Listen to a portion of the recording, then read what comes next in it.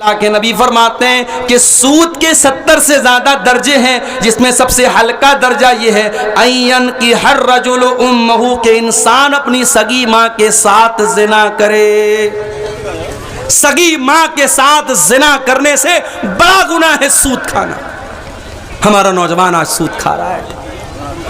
मेरे पास इसी बिहार से मधुबनी साइड से फोन आया एक नौजवान लड़के का जो अपनी बहन का इलाज कराने के लिए परेशान था। उसने कहा मौलाना साहब मेरी बहन बहुत बीमार है, इलाज कराना चाहता हूं, कुछ मदद कर दीजिए। मैंने कहा मेरे भाई मैं तो तुम्हारे गांव में गया हूं, बड़े पैसे वाले लोग हैं तुम्हारे गांव में, तो अपने गांव के किसी आदमी से कहो कर्जा ले लो, मदद मांग लो, कर्जा ले लो। उसने कहा मौलाना साहब मेरे गांव में बहुत मुसलमान पैसे वाले हैं, मुझको कर्जा भी देने को तैयार हैं, मगर मैं कर्जा लेने को तैयार नहीं हूं। मैंने कहा क्यों? उसने कहा वो कर्जा जो मुझको देंगे अगर 1 लाख देंगे तो उनको 1,10,000 चाहिए, वो 1 लाख देंगे तो उनको 1,20,000 चाहिए, वो कर्जा देंगे तो ब्याज पर देंगे, सूद पर देंगे, और मैं सूद देना नहीं चाहता। ये हालात आज मुसलमान कौम के हैं, जिनके मजहब में यह सिखाया गया कि कर्जा के ऊपर कोई प्रॉफिट नहीं कमा सकते। अगर आप किसी को 100 रुपया कर्जा देते हैं और ये तय करके देते हैं कि वो 100 का 110 देगा, हराम है, वो 10 रुपया ब्याज है, सूद है, इंटरेस्ट है। अगर आप किसी को 100 रुपया कर्जा देते हैं और ये तय करके देते हैं कि वो 100 रुपया कर्जा आपको लौटाएगा और साथ में आपको चाय पिलाएगा, तो वो चाय भी आपके लिए हराम। क्या हो रहा है भाई, काहे डिस्टर्ब कर रहे हो? फोड़ दो ना सारे गुब्बारे एक साथ फोड़ दो, बार बार क्यों डिस्टर्ब कर रहे हो?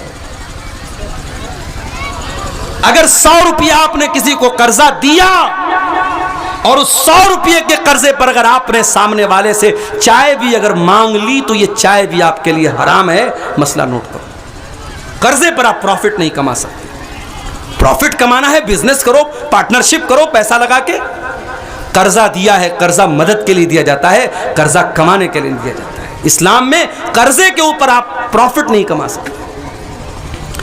इमाम अबू हनीफा रहमतुल्लाह अलैह बहुत बड़े इमाम गुजरे हैं। उन्होंने एक आदमी को कर्जा दिया, एक टर्म तय हो गई कि 6 महीने में वो कर्जा लौटा देगा। 6 महीना गुजर गया, वो कर्जा नहीं लौटा रहा है। वो टेलीफोन का जमाना नहीं था, मोबाइल का जमाना नहीं था, वरना आज तो लोग व्हाट्सएप कर दे, कॉल कर दे कि भाई मेरा पैसा लौटा दो। इमाम साहब उस कर्जदार के घर गए अपना पैसा मांगने के लिए, अपना पैसा लेने के लिए। इमाम साहब उस आदमी के दरवाजे पर गए। गर्मी का मौसम है, धूप निकली हुई है और उस इंसान के आंगन में, उसके घर के आंगन में एक पेड़ है, एक दरख्त है। इमाम साहब दरवाजे पर खड़े हैं। वो इंसान दरवाजा खोलता है, देखता है कि मेरे दौर के बहुत बड़े इमाम अबू हनीफा रहमतुल्लाह अलैह मेरे दरवाजे पर खड़े हैं, मुझसे कर्जा मांगने के लिए आए हैं। मुझे जो कर्जा दिया तो वापस मांगने के लिए आए हैं। उसने कहा इमाम साहब बहुत धूप है, आप बाहर क्यों खड़े हैं? आप मेरे घर के अंदर तशरीफ लाइए और इस पेड़ के साए में आकर के, इसकी छाया में आकर के आप ठंडक हासिल कर लीजिए। ओ लोगो, तुम तो हलाल और हराम की परवाह भी नहीं करते, तुम तो सूद और ब्याज की परवाह भी नहीं करते। तुम्हारे असलाफ कैसे थे जरा गौर करो। इमाम अबू हनीफा रहमतुल्लाह अलैह जवाब देते हैं कि ऐ मेरे भाई, मैंने तुमको कर्जा दिया है और मैं अपना कर्जा वापस मांगने आया हूं। अगर मैं तुम्हारे घर के आंगन में लगे इस पेड़ की छाया भी हासिल कर लूंगा तो मुझे डर है इस बात का कि कहीं ये भी इंटरेस्ट में शामिल न हो जाए, कहीं ये भी ब्याज में शामिल न हो जाए। मुझे इस बात का डर है कि मैंने चूंकि तुमको कर्जा दिया है, ऐसे आया होता, मेहमान के तौर पे आया होता, तुम्हारे घर बैठ के 1 गिलास पानी भी पी लेता, मगर मैं कर्जा मांगने आया हूं अपना कर्जा वापस मांगने आया हूं, और अगर आज मैं तुम्हारे पेड़ के नीचे मैंने छाया हासिल कर ली तो मुझे इस बात का डर है कि कहीं ये भी हराम ना हो जाए, ये भी सूद में शामिल ना हो जाए। मेरे प्यारे साथियों, इस्लाम इस कदर सेंसिटिव दीन है। इस्लाम हमें एक दूसरे की मदद करना सिखाता है, एक दूसरे की मजबूरी से फायदा उठाने की तालीम इस्लाम नहीं देता है। इतना बड़ा सीमांचल का इलाका है, बड़ी बड़ी संस्थाएं आपने बनाई हैं, क्यों नहीं आपने एक छोटा सा बैतुल माल बनाया? छोटे छोटे व्यापारी जो 10,000 15,000 रुपया कर्जा लेकर के एक छोटा मोटा कारोबार शुरू कर सकते हैं, 15,000 20,000 रुपया वो बैंक से जाकर के लोन लेते हैं, और जब बैंक से लोन लेते हैं तो हर महीना वो जब उसकी किस्तें चुकाते हैं तो वो पैसा उसमें ब्याज के साथ देते हैं। मेरे प्यारे साथियों, आज पूरी कौम ब्याज और सूद के दलदल में धंसती चली जा रही है, और कौम में जो पैसे वाले लोग हैं उन्हें जर्रा बराबर शर्म और गैरत नहीं आती कि कौम के उन गरीबों को हम इस दलदल से निकाल दें बगैर किसी इंटरेस्ट के और बगैर किसी प्रॉफिट के। नॉन प्रॉफिटेबल आप कर्जों को दीजिए मेरे भाइयों, ताकि समाज को सूद और ब्याज से बचाया जा सके। लॉटरी खेली जा रही है, 5 रुपये की लॉटरी लगा करके 5 लाख रुपये का सपना देखा जा रहा है, इस्लाम में हराम है। कोई भी ऐसा कारोबार जिसमें आपका पूरा पैसा डूब भी सकता है और उसका डबल भी मिल सकता है, जिसमें आपका पैसा दांव पे लगा है, वो लॉटरी, वो जुआ हराम है इस्लाम में। इतना हराम है, इतना हराम है कि अल्लाह कुरान में जब शराब का जिक्र करता है तो साथ में जुआ का भी जिक्र करता है। या अय्युहल्लज़ीना आमनू इन्नमल खम्रु वल मैसिरु वल अंसाबु वल अज़लामु रिजसुम मिन अमलिश शैतान। ऐ ईमान वालो, ये जो शराब तुम पीते थे अब तक और जुआ जो तुम खेला करते थे अब तक, और किस्मत का हाल मालूम करने के लिए जो पांसे के तीर निकालते थे, पहले क्या करते थे? किस्मत का हाल मालूम करने के लिए तीर निकालते थे।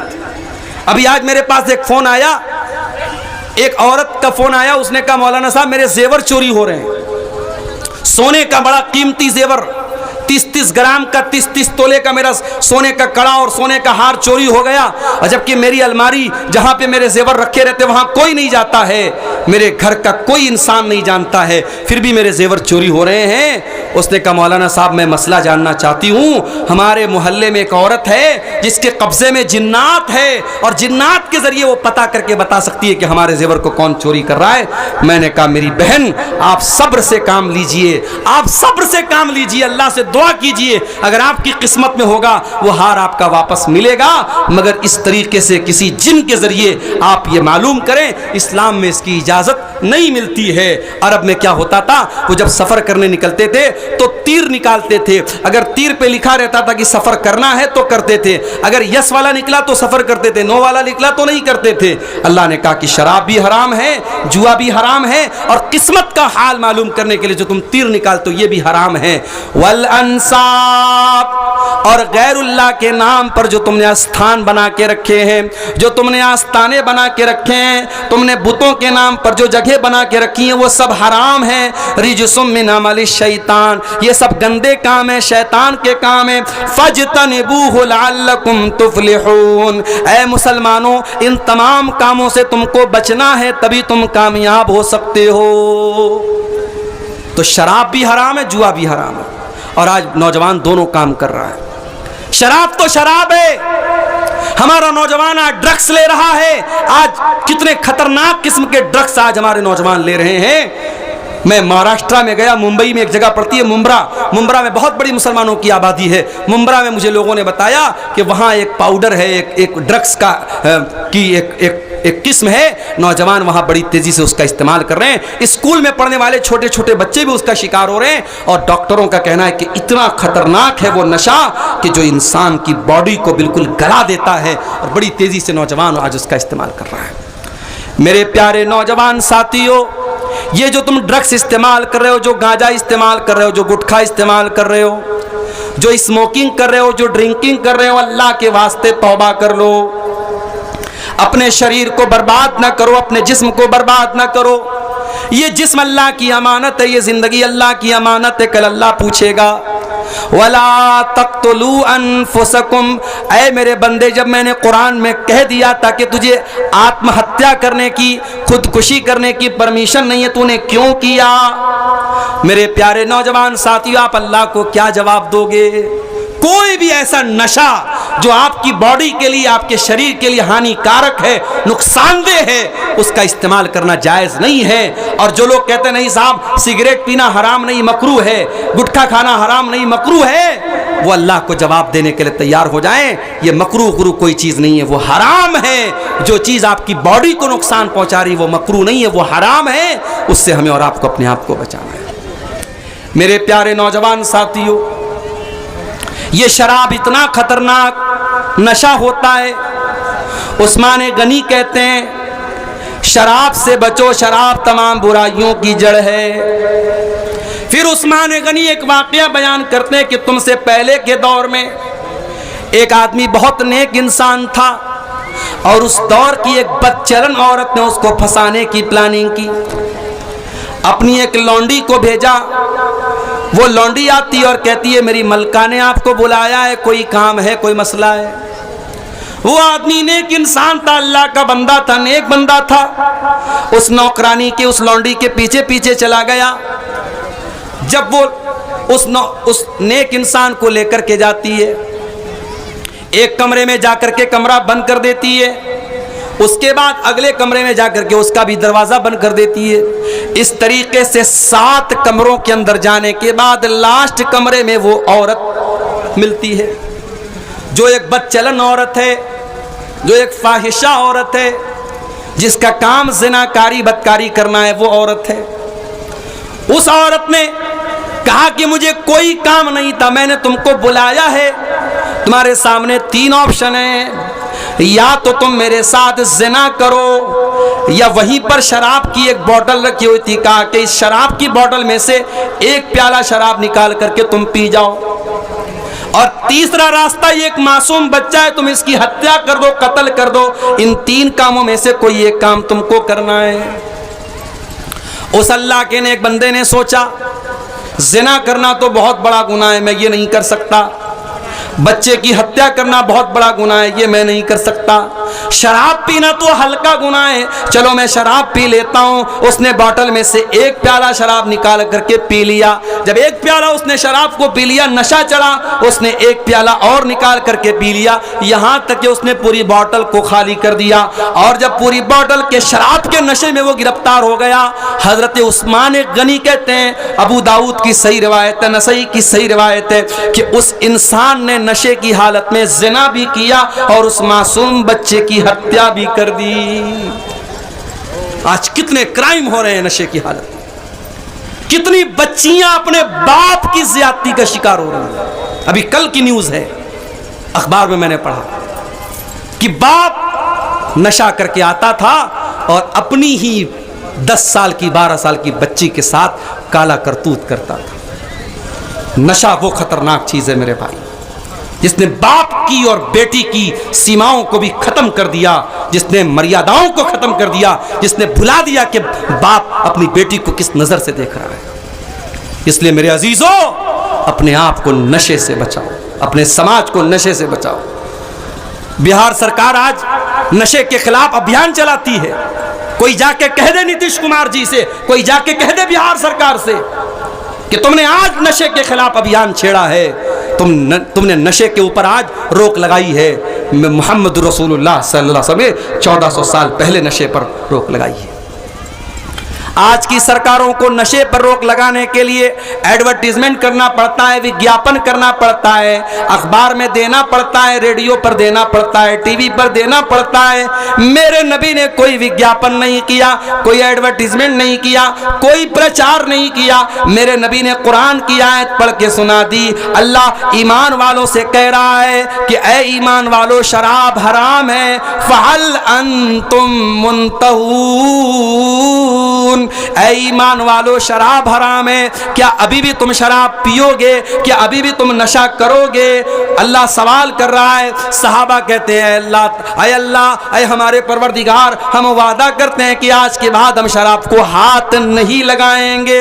शराब के प्याले निकाल के, शराब के बर्तन निकाल के मदीना की गलियों में पानी की तरफ बहा दिया जाता है और सहाबे किराम के घरों से शराब का नामो निशान खत्म हो जाता है। ईमान हो तो ऐसा हो मेरे भाई, अल्लाह का डर हो तो ऐसा हो। यहाँ तो गुटखे की पैकेट पर बाकायदा तस्वीर बनी है फेफड़े की, और इंग्लिश में और हिंदी में लिखा हुआ है टोबैको कॉजेस कैंसर, तंबाकू से कैंसर होता है। और गुटखा बनाने वाली कंपनी बना भी रही है, बेचने वाला बेच भी रहा है, खाने वाला खा भी रहा है, और उस पर लिखा हुआ है कि साहब तंबाकू से कैंसर होता है, किसी को कोई फर्क नहीं पड़ता है। इस्लाम ऐसा दीन नहीं है मेरे भाई। इस्लाम सिर्फ 5 टाइम की नमाज पढ़ने का नाम नहीं है, माफ कीजिएगा। इस्लाम आपकी तरबियत करता है। अगर आप एक सच्चे मुसलमान हैं तो आपका कैरेक्टर कैसा है, आपका किरदार कैसा है, आप अपनी बीवी के लिए शौहर कैसे हैं, आप अपने बच्चों के लिए बाप कैसे हैं, आप समाज के लिए इंसान कैसे हैं, इस्लाम ये सारी चीजें भी तय करता है। अगर आप नमाजी तो बन गए मगर अपनी बीवी के लिए अच्छे शौहर नहीं हैं, अपने बच्चों के लिए अच्छे बाप नहीं हैं, अपने पड़ोसी के लिए अच्छे पड़ोसी नहीं हैं, आपकी जात से समाज को तकलीफ पहुंच रही है, आपकी जात से पड़ोसी को तकलीफ पहुंच रही है, आप लोगों का जीना हराम कर रहे हैं, तो माफ कीजिएगा, ये इस्लाम की तालीम नहीं है, ये मोहम्मद रसूलुल्लाह की तालीम नहीं है। मेरे नौजवान साथियों, आज इन चीजों का जायजा लेने की जरूरत है। अपनी माँ बहनों से भी कहना चाहूंगा, अपनी जिम्मेदारियों को समझो। आज मुसलमान औरत दुनिया के लिए बहुत बड़ा चैलेंज बन चुकी है।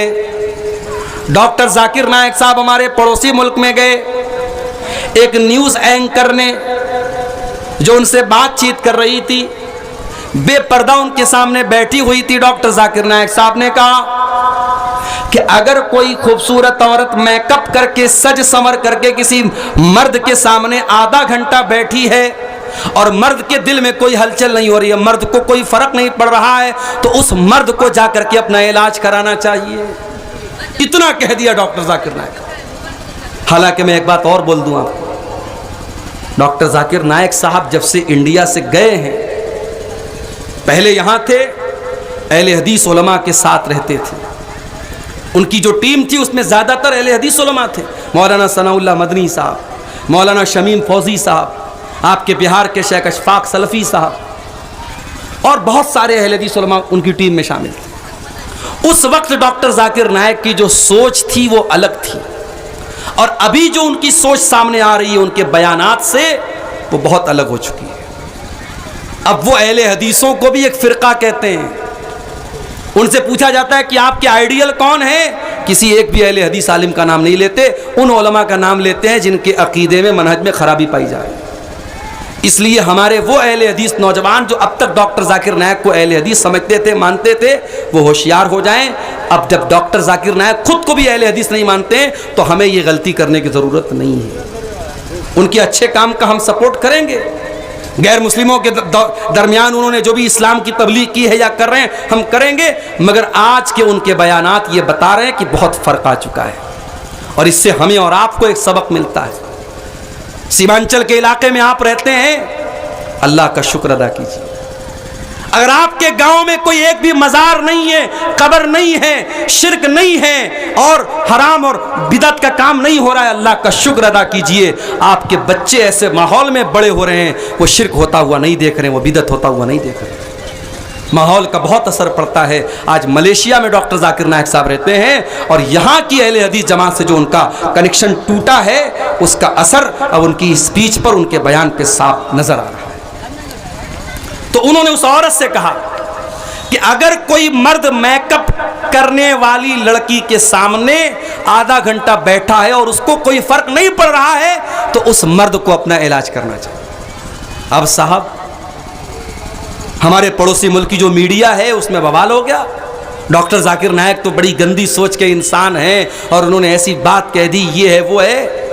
हालांकि उन्होंने जो बात की 100% सच्ची बात है। अल्लाह ताला ने सिस्टम ऐसा बनाया है, लड़की अगर बेपर्दा है और उसके सामने कोई मर्द है तो वो मर्द उस दौर का सबसे बड़ा वली भी क्यों ना हो, अगर वो मर्द है तो उस बेपर्दा और बेहया लड़की को देखकर उसके दिल में फर्क तो आएगा, उसके दिल के अंदर हैजान आएगा। और इसीलिए अल्लाह के नबी सल्लल्लाहु अलैहि वसल्लम फरमाते हैं कि जब कोई मर्द किसी औरत के साथ अकेले में होता है तो तीसरा शैतान होता है। हमारे यहाँ लोग कहते नहीं साहब, भाभी को हम माँ समझते हैं। देवर अपनी भाभी को बाइक पर बिठा के पूरे मार्केट की सैर करा रहा है, भाभी चिपक करके बैठी है देवर के साथ। बंद करो ये बेगैरती, तुम्हारी भाभी तुम्हारे लिए गैर महरम है और भाभी को कोई अधिकार नहीं पहुंचता कि वो देवर के साथ इस तरीके से चिपक करके बाइक पर सैर करे। जीजा के साथ साली घूम रही है, हमारे यहां लोगों ने जुमला बना लिया, साली आदि घर वाले। साली अपने जीजा के साथ गंदे गंदे मजाक कर रही है, बेहुदा मजाक कर रही है, जीजा भी मजे ले रहा है। हराम है, बेगैरती है मेरे प्यारे साथियों। जिस तरीके से आप अपने घर की जवान बेटियों को गांव के मोहल्ले के अजनबी लड़कों से दूर रखते हैं कि नहीं साहब हमारी लड़की सियानी हो गई, जवान हो गई, ये लड़का अनजान लड़का है, मेरी लड़की का कोई महरम रिश्तेदार नहीं, उसको हम घर में आने नहीं देंगे। जिस तरीके से अपने गांव के मोहल्ले के अनजान लड़कों से आप अपनी बच्चियों को दूर रखते हैं, वैसे ही कजिन से भी दूर रखिए। मामा का लड़का, मौसी का लड़का, चाचा का लड़का, ताया का लड़का, खाला का लड़का, ये सारे रिश्तेदार आपकी लड़की के लिए गैर महरम हैं। गैर महरम समझते हैं कि नहीं? गैर महरम उसको बोलते हैं जिससे शादी हो सकती है। आपके लड़की की शादी खाला के लड़के से हो सकती है, मामू के लड़के से हो सकती है, चाचा के लड़के से हो सकती है, ताया के लड़के से हो सकती है। तो जितने भी गैर महरम लड़के हैं, जब आपकी बेटी जवान हो गई तो उसको मना कर दीजिए कि नहीं, उसके साथ सेल्फी जाके मत ले लेना, तू शादी में उसके साथ जाके मत खड़ी हो जाना, उससे दूर रहना, पर्दे में रहना, वो तेरे लिए गैर महरम है। ये ट्रेनिंग की ज़रूरत है, ये तरबियत की ज़रूरत है। मैं बाहर कहीं कहीं सफ़र में जाता हूँ, किसी आदमी के घर में मैं ठहरा, उनकी छोटी बच्ची है 5 साल की, मैंने जाके सलाम किया, लड़के ने तो हाथ बढ़ाया, लड़की ने हाथ नहीं बढ़ाया। मैंने पूछा कि ये 5 साल की बच्ची है, मुसाफा करने के लिए हाथ क्यों नहीं बढ़ा रही है? तो लड़की ने कहा कि मेरे बाप ने मुझको ये शिक्षा दी है, मेरी माँ ने मुझको ये तालीम दी है कि तू लड़की है, तू सलाम तो कर सकती है, मगर किसी मर्द के साथ मुसाफा करना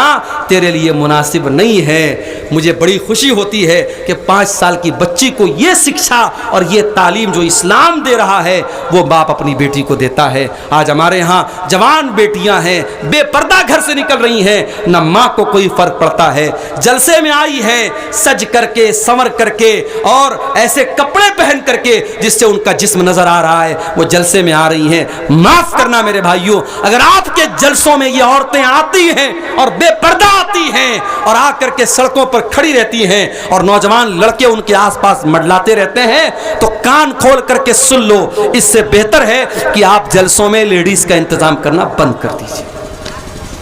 या तो आप लेडीज का इंतजाम करना बंद कर दीजिए या जलसों को करना बंद कर दीजिए। इस्लाम इस बात की परमिशन नहीं देता है। और मैंने देखा है इसी बिहार में आपके किशनगंज के इलाके में बहुत सारे प्रोग्राम हुए और बाकायदा पोस्टर पे लिख करके आया कि नहीं साहब हमारे जलसे में कोई दुकान नहीं लगेगी, हमारे जलसे में लेडीज का इंतजाम नहीं होगा। जलसा हो रहा है, कुरान पढ़ा जा रहा है, हदीस पढ़ी जा रही है, पिंडाल में कुरान पढ़ा जा रहा है, हदीस पढ़ी जा रही है, और सड़क पर जो है बेहयाई हो रही है और दुकानों पर बेहयाई हो रही है। इस्लाम इस बात की इजाजत नहीं देता है। बेगैरती को खत्म करो मेरे साथियों। अगर आज हमारे घरों की लड़कियां बेपर्दा हैं तो मुझे कहने की इजाजत दीजिए कि औरतों की बेपर्दगी के पीछे बहुत बड़ा रीजन और बहुत बड़ा सबब उनके घर के मर्दों की बेगैरती भी है। अकबर इलाहाबादी का शेर है ना, बेपर्दा नजर आई कल जो चंद बीबियां, अकबर जमी में गैरत कौमी से गड़ गया, पूछा जो उनसे आपका पर्दा वो क्या हुआ, कहने लगी कि अक्ल पे मर्दों के पड़ गया। आज औरतों का पर्दा मर्दों की अकल पर पड़ गया है मेरे प्यारे साथियों। वो मर्द बेगैरत है जिसकी जवान बीवी, जवान बेटी, जवान बहन बेपर्दा होकर निकलती है और उसके माथे पर कोई बल नहीं पड़ता, उसके जिस्म पर और उसके दिल दिमाग पर कोई फर्क नहीं पड़ता। वो बेगैरत है वो मर्द। अल्लाह के प्यारे नबी फरमाते हैं सलासतुन ला यंजुरुल्लाहु अज़्ज़ा व जल्ल इलैहिम यौमल क़ियामा, 3 लोग ऐसे होंगे जिनकी तरफ अल्लाह ताला क़यामत के दिन देखेगा भी नहीं, बातचीत भी नहीं करेगा। नंबर 1, अल-आक़ु लिवालिदैहि, अपने माँ बाप से रिश्ता तोड़ने वाला, रिश्ता काटने वाला। माँ बाप गलत हो सकते हैं, माँ बाप के फैसले गलत हो सकते हैं, माँ बाप की बातों से आपका दिल भी दुख सकता है, माँ बाप की कोई बात गलत भी हो सकती है, मगर आपको इस बात की परमिशन नहीं है कि आप अपने माँ बाप से अपना रिश्ता तोड़ लें और माँ बाप के साथ आप गलत सलूक करें। इस्लाम इस बात की इजाज़त नहीं देता है। ठीक है, माँ बाप गलत करेंगे, वो अपना अंजाम अल्लाह के यहाँ भुगतेंगे। इसी कटिहार के इलाके में एक नौजवान मेरे पास आया था, उसने कहा था मौलाना साहब, वालिदैन पर आपने बहुत तकरीर की है, बहुत बयान किया है, कभी मौका मिले तो इस पर भी बयान कीजिए कि आज बहुत सारे वालिदैन ऐसे हैं जो औलाद के साथ नाइंसाफ़ी करते हैं। एक बेटे को ज़मीन दे दी, जायदाद दे दी, पैसा दे दिया, एक बेटा बेचारा परेशान है और बाप उससे रिश्ता तोड़ के बैठा है। दो अलग अलग आंखों से बाप अपने बच्चों को देख रहा है, नाइंसाफ़ी कर रहा है। कभी इस पर भी तकरीर कीजिएगा। और मुझे याद है, मैंने फेसबुक पर उस वक्त एक तहरीर लिखी थी और मैंने लिखा था कि समाज में सिर्फ ऐसा ही केस नहीं मिलता है कि माँ बाप की आंखों में औलाद की वजह से आंसू आते हो, समाज में ऐसा केस भी मिलता है जब औलाद की आंखों में माँ बाप की वजह से आंसू आते हैं। लेकिन मेरे भाइयों, अगर माँ बाप गलत भी हैं, आपको रिश्ता तोड़ने की और रिश्ता काटने की इजाज़त नहीं है। आप अपनी तरफ से भलाई करते रहिए, उसने सलूक करते रहिए। अल-आक़ु लिवालिदैहि, अपने माँ बाप से रिश्ता तोड़ने वाला क़यामत के दिन अल्लाह की नज़र रहमत से दूर रहेगा।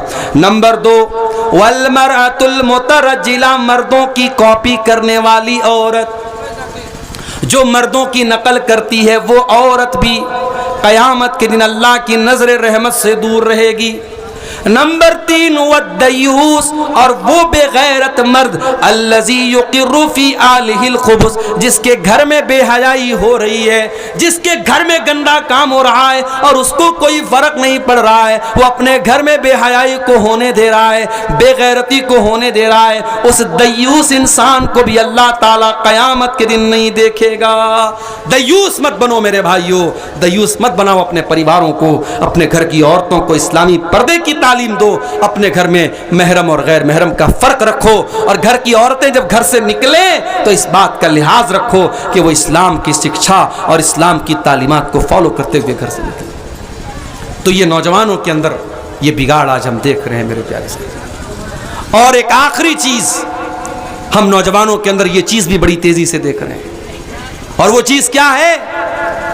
वो चीज है उलमा से दूर होना। कल तक जो काम हम उलमा से लेते थे वो आज हम मोबाइल से लेने लगे। कोई मसला पूछना है, गूगल पे टाइप कर दिया, यूट्यूब पे टाइप कर दिया, किसी न किसी का जवाब तो मिल जाएगा। याद रखो मेरे प्यारे साथियों, उलमा को उनका हक आपको देना है। उलमा की जगह जाहिलों को नहीं बैठाना है।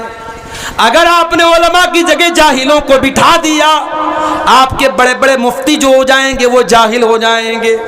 उलमा के जाने के बाद और उलमा के ख़त्म हो जाने के बाद आपके गांव के जो सरपंच बनेंगे वो जाहिल होंगे, आपके फैसले जो करेंगे वो जाहिल होंगे, आपकी मस्जिद पर खुतबा देने वाले जाहिल होंगे, आपके मदरसों में शेखुल हदीस बन जाने वाले जाहिल हो जाएंगे, अगर आपने उलमा को उनका हक नहीं दिया। इसीलिए अल्लाह के नबी फरमाते हैं, बुखारी की रिवायत है, 100 नंबर की हदीस है बुखारी की, एक ऐसा ज़माना भी तुम पर आने वाला है जब दुनिया से अल्लाह ताला इल्म को उठा लेगा, मगर इल्म को अचानक नहीं उठाएगा, बल्कि अल्लाह ताला उलमा को उठाएगा। और जब दुनिया से उलमा ख़त्म हो जाएंगे, इत्तख़ज़न्नासु रुऊसन जुहाला, लोग जाहिलों को अपना सरदार बना लेंगे, लोग जाहिलों को मुफ्ती बना लेंगे, जाहिलों से फतवा पूछेंगे। आज आप देख लें फेसबुक पर ऐसे ऐसे लोग जो सिर्फ व्यू पाने के लिए, सब्सक्राइबर पाने के लिए, लाइक पाने के लिए मियाँ बीवी के प्राइवेट मसाइल को खूब मसाला लगा लगा के बयान कर रहे हैं। शौहर बीवी के साथ सुहाग रात में क्या कर सकता है, शौहर बीवी के साथ ये कर सकता है कि नहीं। मैं उस चीज़ का नाम नहीं ले रहा हूँ, लेकिन आज फेसबुक पर अपने आप को मुफ्ती कहने वाले इस तरीके के मसाइल को मिर्च मसाला लगा के बयान कर रहे हैं। क्यों? ताकि हमको ज़्यादा से ज़्यादा लाइक मिल जाए, हमारे चैनल के सब्सक्राइबर बढ़ जाएं, हमें व्यूशिप मिल जाए, व्यूवरशिप मिल जाए। ये वो दौर है मेरे भाई। औरतें, लड़कियां साहब वो तकरीर कर रही हैं और बाकायदा प्राइवेट मसाइल, जो मियाँ बीवी के प्राइवेट मसाइल है, उन मसाइल पर एक औरत बयान कर रही है और यूट्यूब पर उसको 1 लाख व्यू मिल रहा है, 2 लाख व्यू मिल रहा है। मेरे प्यारे साथियों, व्यू की बुनियाद पर किसी को सही और गलत नहीं कहा जा सकता। अक्टूबर के पूरे महीने में उनके प्रोग्राम, नवंबर के पूरे महीने में उनके प्रोग्राम, दिसंबर के पूरे महीने में उनके प्रोग्राम। पूछो कहां प्रोग्राम हो रहे हैं, कहेंगे सीमांचल में, किशनगंज में प्रोग्राम हो रहे हैं, अररिया में प्रोग्राम हो रहे हैं, फारबिसगंज में प्रोग्राम हो रहे हैं, पूर्णिया में प्रोग्राम हो रहे हैं, कटिहार में प्रोग्राम हो रहे हैं। आपके इसी सीमांचल के क्षेत्र में 3 महीने कंटिन्यू प्रोग्राम के बावजूद आज हालात ये हैं। आपके गांव में आया, दिलावर भाई ने मुझको बताया, मौलाना जब आप तकरीर कीजिएगा जरा इस पर भी बोलिएगा कि लोग नमाज नहीं पढ़ते हैं, जरा इस पर भी तकरीर कीजिएगा, नौजवान चरस और गांजा के नशे में गिरफ्तार है, जरा इस पर भी बोलिएगा, लड़कियां पर्दा नहीं करती हैं, बेहयाई, बेपर्दगी और ज़िनाकारी और बदकारी बड़ी तेजी से समाज में फैल रही है।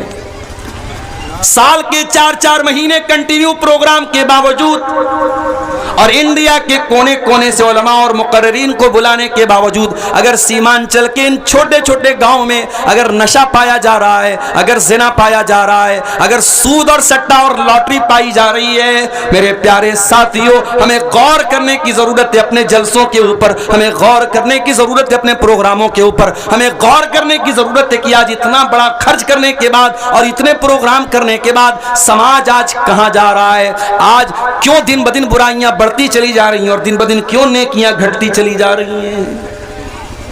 वमाज़ा अमिला फीमा अलिमा, तूने जो इल्म हासिल किया, तूने कोई तकरीर नहीं छोड़ी। ये यूट्यूब चैनल वाले, ये जाहिर है इनके चैनल पर ये तकरीरें जा रही हैं, लाख लाख, 2-2 लाख, 5-5 लाख व्यू मिल रहे हैं। ये कौन देख रहा है? ये हम और आप देख रहे हैं। यानी तकरीरें सुनने वालों की भी कमी नहीं है, तकरीरें बयान करने वालों की भी कमी नहीं है। इल्म बयान हो रहा है, इल्म आम हो रहा है। अगर कमी है मेरे भाइयों तो उसके ऊपर अमल की कमी है। मेरे प्यारे साथियों, इन जलसों में आने के बावजूद अगर आप बेनमाजी के बेनमाजी रह गए, अगर गांजा और चरस पीने वाला अगर अपने गांजा और चरस को न छोड़ सका, शराब पीने वाला अगर अपने शराब को न छोड़ सका, पर्दा न करने वाली लड़की बेपर्दा ही रह गई, ज़िनाकारी और बदकारी में जो नौजवान मुलव्विस है वो अपने गलत काम से बाज ना आया। मेरे प्यारे नौजवान भाई और बहनों, कल क़यामत के दिन इस सवाल का तुम क्या जवाब दोगे, जरा मुझे बता दो।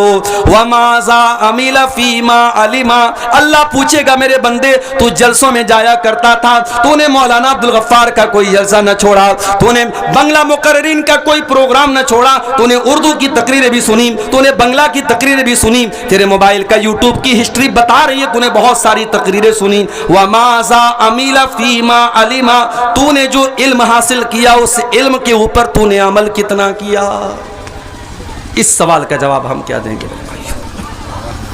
नौजवानी, ये मेरे साथियों बहुत बड़ी नेमत है और ये बात याद रखो, जो चीज जितनी कीमती होती है इंसान उसकी उतनी ज्यादा कद्र करता है। मैं अक्सर मिसाल देता हूं, 10-12 हज़ार रुपए का मोबाइल होता है, इंसान कहीं भी रख लेता है, और 50-60 हज़ार रुपए का आईफोन होता है ना, तो उसको बहुत संभाल के रखता है।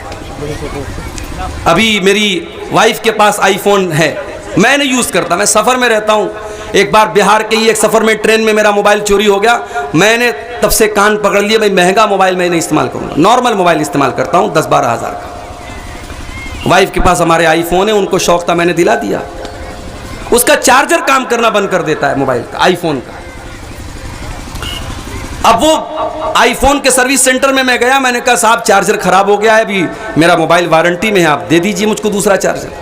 उन्होंने कहा नहीं साहब, अभी तो चार्जर ये बेंगलोर से आएगा, आपको 1 हफ्ता रुकना पड़ेगा। 1 हफ्ता आज के दौर में मोबाइल कौन स्विच ऑफ करके रखेगा। मैं मार्केट में गया, मैंने सोचा दूसरा चार्जर ले लूं। आईफोन का ओरिजिनल चार्जर सिर्फ उसका जो एडाप्टर आता है वो 1500-1600 रुपए का है। उसका जो वायर आता है वो 1500-1600 रुपए की, यानी पूरा चार्जर अगर आप ओरिजिनल चार्जर लेंगे 3000 का चार्जर मिलेगा। मैंने घर आके अपनी वाइफ से कहा कि और लो आईफोन, चार्जर खराब हो गया, अब चलो 3000 रुपया खर्च करके नया चार्जर तुमको दिलाऊं। लोकल चार्जर भी आप लेने जाएंगे आईफोन का 500-600 रुपये से कम का नहीं मिलेगा, जबकि दूसरे मोबाइल का आपको 100 रुपये में 150 रुपये में आसानी से मिल जाएगा।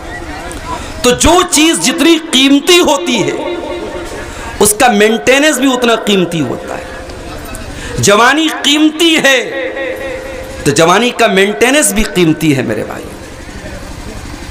बूढ़ा इंसान है, उसके सामने से कोई खूबसूरत लड़की गुजरी, उसको अपनी आंखों पर कंट्रोल करना मुश्किल नहीं है, वो बूढ़ा हो चुका है, उसकी उम्र निकल चुकी है, उसके जज्बात ठंडे पड़ चुके हैं।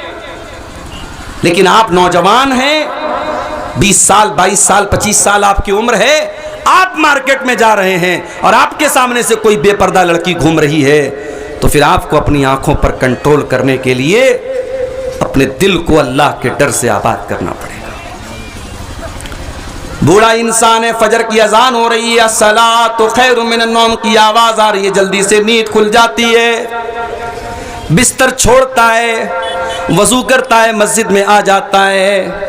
वहीं पर एक नौजवान जो रात को 2-2 बजे तक 3-3 बजे तक मोबाइल में लगा हुआ था, वो फजर के टाइम उसको अपनी नींद को कुर्बान करके मस्जिद में आना बहुत मुश्किल काम है। मगर मेरे प्यारे साथियों, इसी मुश्किल काम की अल्लाह ताला क्या बड़ी वैल्यू है। अल्लाह के प्यारे नबी फरमाते हैं, कल क़यामत का दिन होगा, सूरज 1 मील की दूरी पर होगा, लोग गर्मी से बेहाल होंगे, लोग धूप से बेहाल होंगे, लोग पसीने में डूबे हुए होंगे। गर्मी के उस आलम में अल्लाह के नबी फरमाते हैं कि अल्लाह ताला 7 लोगों को अपने अर्श का साया देगा। 7 ऐसे खुश नसीब होंगे जिनको अल्लाह ताला अपने अर्श का साया देगा। वो कौन 7 खुश नसीब होंगे? उसमें एक इंसान वो भी होगा, फरमाया वशाबुन नशा फी इबादतिल्लाह, वो नौजवान जिसकी जवानी अल्लाह ताला की इबादत में गुजरी हो, जिसकी जवानी अल्लाह की इबादत में गुजरी हो, जिसने नमाजों की पाबंदी की हो, जिसने अल्लाह की इबादत की पाबंदी की हो, उस नौजवान को अल्लाह तबारक व तआला क़यामत के दिन जब सूरज 1 मील की दूरी पर होगा, अल्लाह तबारक व तआला उसको अपने अर्श का साया देगा।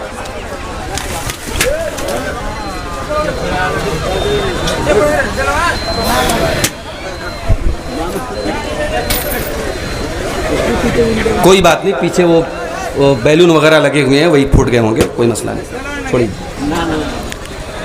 तो मेरे भाइयों, जवान इंसान का इबादत में अपने आप को लगाना ये आसान काम नहीं है, मुश्किल काम है। और इस मुश्किल काम को करने का सवाब क्या है?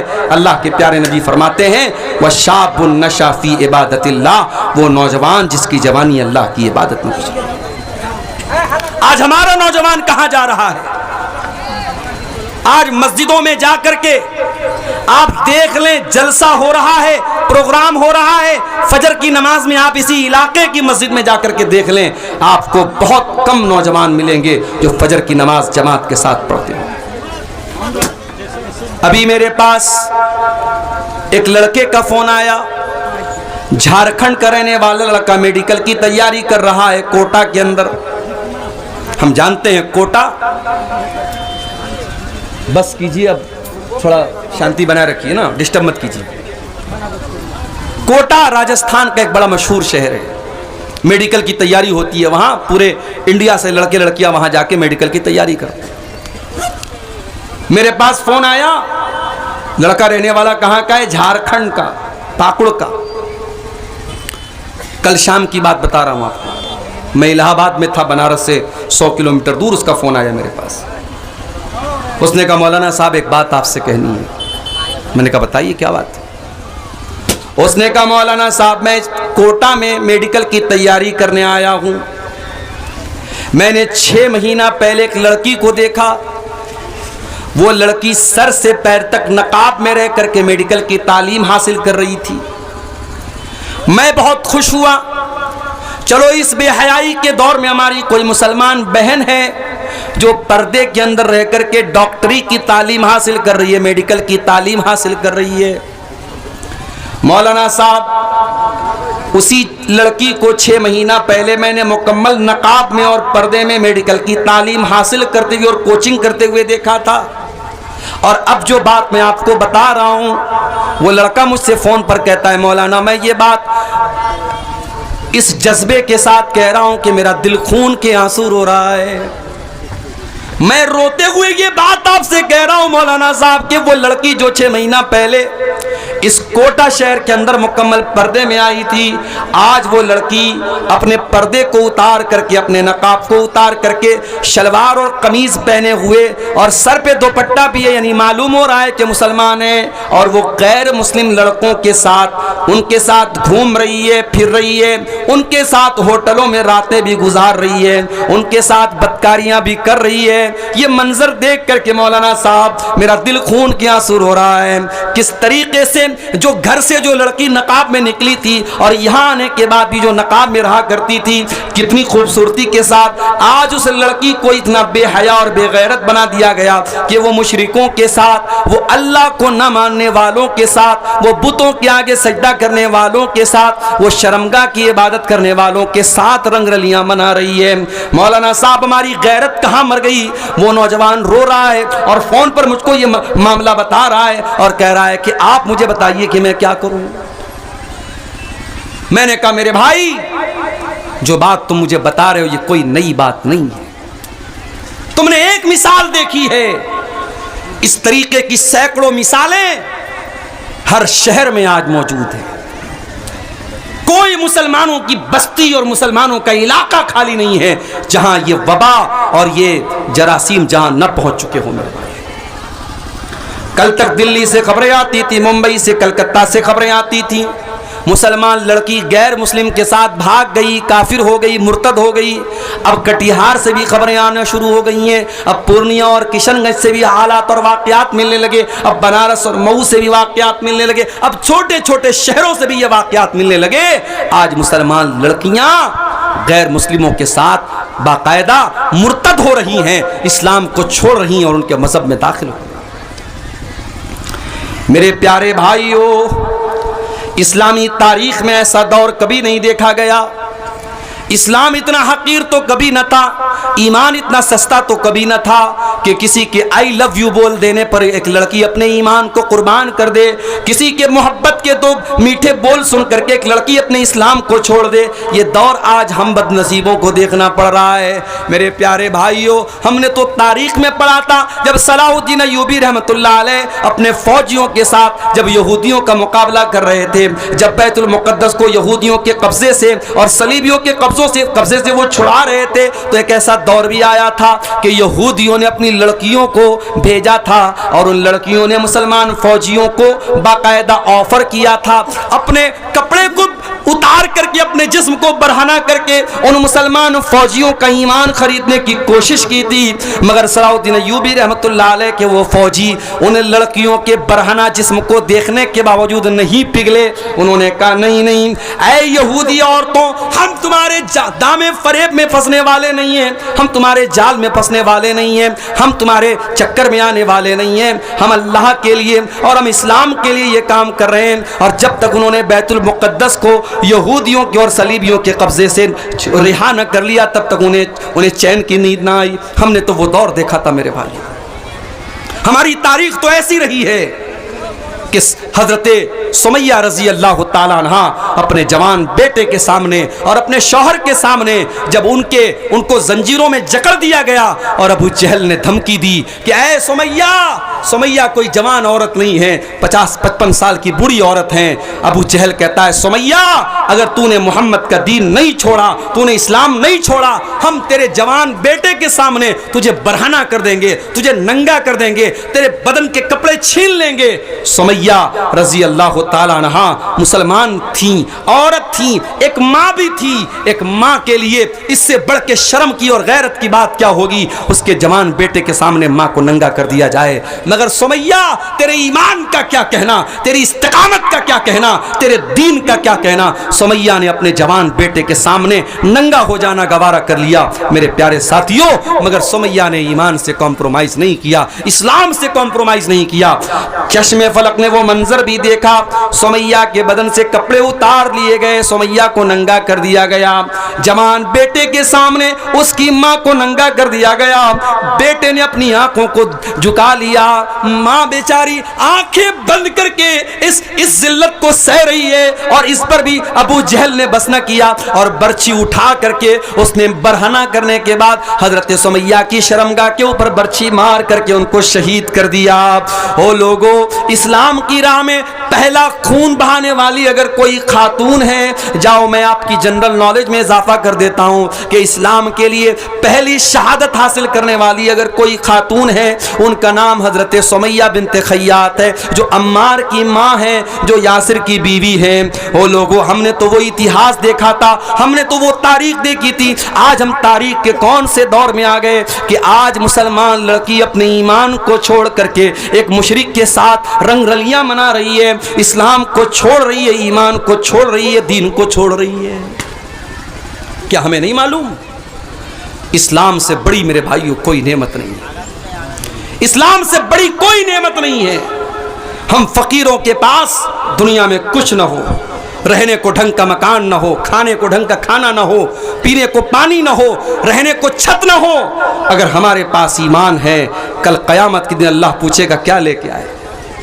अल्लाह पूछेगा मेरे बंदे, तू दुनिया में तो बड़ी गुर्बत के साथ रहा करता था, एक झोपड़ी में एक झुग्गी में रहा करता था, तेरे पास ज्यादा दौलत भी न थी, तेरे घर में अच्छे खाने भी न बना करते थे, तूने बड़ी परेशानियों की जिंदगी गुजारी है। बंदा कहेगा अल्लाह मैंने सारी परेशानी तो उठा ली, तेरी तौहीद को कभी न खोया, अय अल्लाह तेरे दीन को कभी न खोया।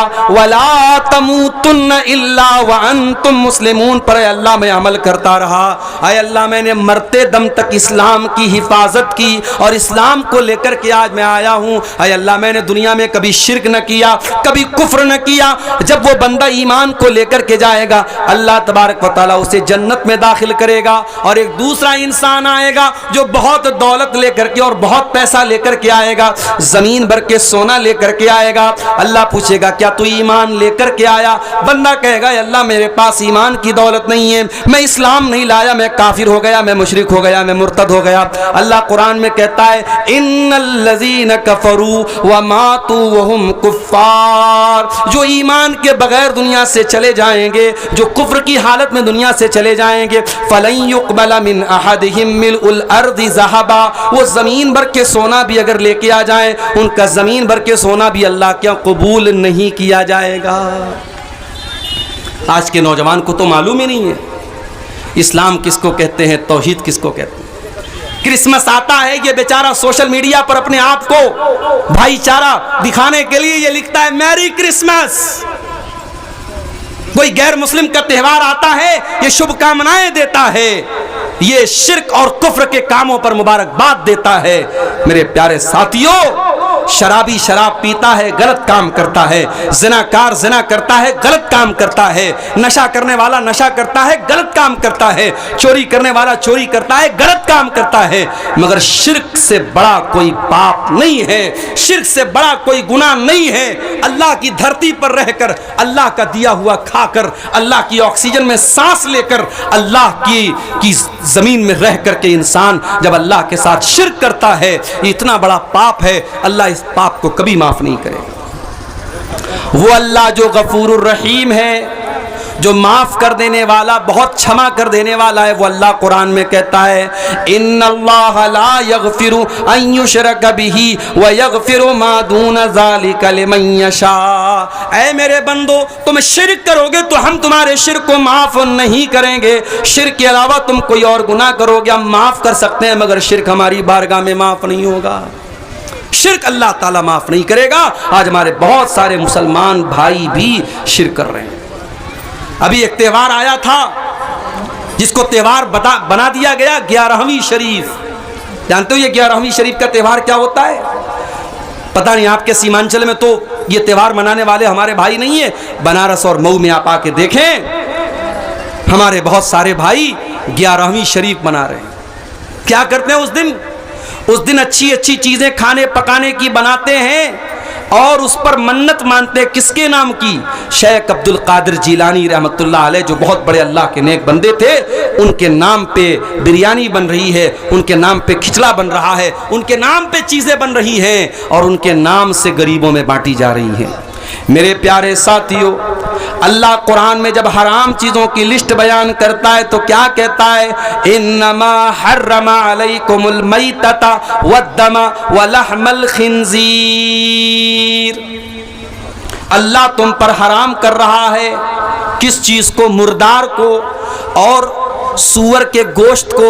वमा ओहिल्ला लिगैरिल्लाह, और जिस चीज़ पर अल्लाह के सिवा किसी और का नाम लिया जाए, जिस बकरे को अल्लाह के सिवा किसी और के नाम से ज़बह किया जाए, जिस खाने को अल्लाह के सिवा किसी और के नाम से उसको चढ़ावा चढ़ाया जाए, मन्नत मानी जाए, वो सूअर के गोश्त की तरह हराम है, वो मुर्दार की तरह हराम है। आज कितने नौजवान हैं जो ये तमाम चीज़ें खा रहे हैं। अभी मेरे पास भी व्हाट्सएप पर मैसेज आता है, मौलवी साहब फला जगह से मुझे ऐसी चीज़ मिली है जो किसी बुत के ऊपर चढ़ाई गई थी। चूंकि ऑन द रिकॉर्ड बात कर रहा हूं, मैं वो अल्फाज इस्तेमाल नहीं कर रहा हूं। किसी बुत के ऊपर कोई चीज चढ़ाई गई है और वो चीज ला करके हमें दी गई, तो क्या हम उसे खा सकते हैं? ये आज मुसलमान पूछ रहा है। वो मुसलमान जो कुरान की आयत पढ़ता है कि अल्लाह सूअर और मुर्दार के साथ उस चीज का जिक्र कर रहा है जिस पर गैरुल्लाह का नाम लिया गया। तो मेरे नौजवान साथियों, पहले अपने अकीदे की फिक्र करो, अपनी तौहीद की फिक्र करो और आगे बढ़िए। हमारे नौजवानों में एक बहुत बड़ी खराबी जो पैदा होती चली जा रही है। हमारे बहुत सारे नौजवानों की ज़िंदगी का मकसद सिर्फ पैसा कमाना, इंजॉय करना, खाना पीना, घूमना फिरना बन गया है। ज़िंदगी का 3 मकसद है, इंजॉय करो, खाओ पियो, इंजॉय करो। मेरे प्यारे साथियों, अगर जिंदगी का यही 3 मकसद है, खाओ पियो और इंजॉय करो, तो फिर हमारे और जानवरों के बीच में क्या फर्क है? अल्लाह ने हमें इंसान क्यों बनाया? अल्लाह ने कुत्ता और सूअर नहीं बनाया, इंसान बनाया है। और जब इंसान बनाया है तो अपने क्रिएशन और अपनी पैदाइश के मकसद को समझो। अल्लाह कुरान में कहता है, वमा खलक़तुल जिन्न वल इंसा इल्ला लियअबुदून। मेरे बंदों, मैंने जिन्नात को और इंसानों को अपनी इबादत के लिए पैदा किया है। हम और आप पैदा हुए हैं अल्लाह की इबादत के लिए। अल्लाह ने पैदा किया है ताकि हम उसकी इबादत करें। और माफ करना, इबादत का जब नाम आता है तो हमारे दिमाग में क्या आता है? नमाज, हमारे दिमाग में आता है रोज़ा, हमारे दिमाग में आता है ज़कात, हमारे दिमाग में आता है हज। माफ करना। आप अपनी बीवी का हक अदा करते हैं, बच्चों का हक अदा करते हैं, हलाल रोजी कमाने के लिए धक्के खाते हैं, हलाल रोजी कमाने के लिए सफर करते हैं। आपका कारोबार भी इबादत है, आपका बीवी बच्चों का हक अदा करना की भी इबादत है।